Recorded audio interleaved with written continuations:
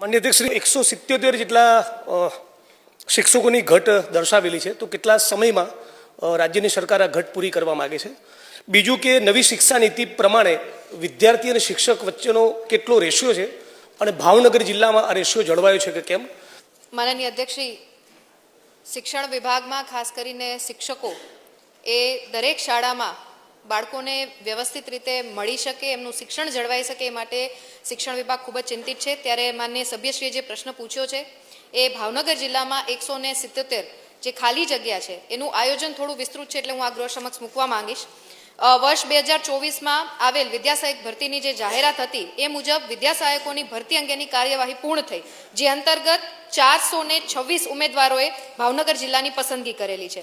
હમણાં જ તાજેતરમાં ધોરણ 1 થી 5માં વિદ્યાસહાયકની નિમણૂક માટે જરૂરી જે ટેટ 1ની એક્ઝામ હોય છે એ બોર્ડ દ્વારા એનું આયોજન કરવામાં આવેલું છે, જેમાં 11,000 ઉમેદવાર પાસ થયેલ છે, એટલે 11,000 ઉમેદવાર આપણી પાસે ઉપલબ્ધ છે.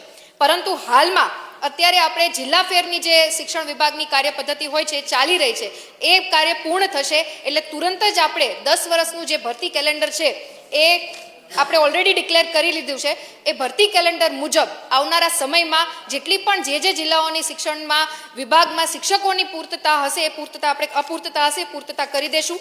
આ ઉપરાંત આરટીના એક્ટ મુજબ અને એની આરટી એક્ટ 2009ની કલમ 26 મુજબ શાળામાં શિક્ષકોની જે જરૂરિયાત હોય એ 10% કરતાં વધારે ના હોવી જોઈએ. એટલે 10%ની અંદર જો આપણી પાસે ઘટ છે તો એ આપણે ક્ષમ્ય છીએ. અને ભાવનગર જિલ્લાની પર્ટિક્યુલર માન્ય સભ્યશ્રીએ જે વાત કરેલી છે તો એ 10%ની અંદર આવે છે, એટલે પૂરતા શિક્ષકો એ આપણી પાસે અવેલેબલ છે. આ ઉપરાંત માન્ય સભ્યશ્રીનો જે બીજો પ્રશ્ન હતો કે સ્ટુડન્ટના રેશિયો પ્રમાણે કેટલા શિક્ષકો આપણી પાસે અવેલેબલ હોવા જોઈએ, તો ધોરણ 1 થી 5 માટે જે 60 સુધી જો બાળકોની સંખ્યા છે તો 2 શિક્ષકો, 61 થી 90 જેટલા બાળકો છે તો 3 શિક્ષકો, 91 થી 120ની વચ્ચે છે તો 4 શિક્ષકો, અને 120 થી 200ની વચ્ચે છે તો 5 શિક્ષકો છે એ મળવાપાત્ર છે. અને ત્યારબાદ દરેક 40 વિદ્યાર્થી દીઠ ઓછામાં ઓછો 1 શિક્ષક આપણને મળવાપાત્ર છે. એવી જ રીતના ધોરણ 6 થી 8 માટે વાત કરીએ માન્ય અધ્યક્ષશ્રી, તો વર્ગ દીઠ ઓછામાં ઓછા 1 શિક્ષક,